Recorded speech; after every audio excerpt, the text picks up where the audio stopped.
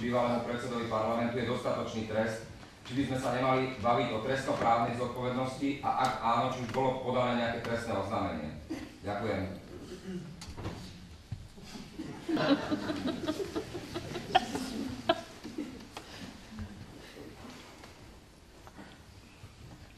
Na vašu otázku sa dá odpovedať z 3 dôvodov.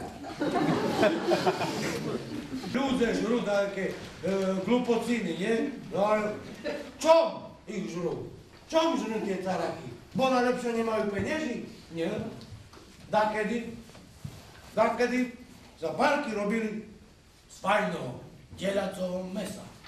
Nie? Doktori ich odporúčovali, keď mali pacienti problémy s travením, so žalúdkom, bo meso je dôležité, bo tam je vitamín B, je tam železo, je tam všetko tam je. A teraz čom sa volajú dietné parky dietné? To čom?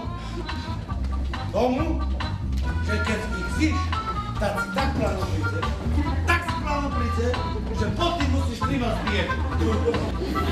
Nie som abstinent ani impotent.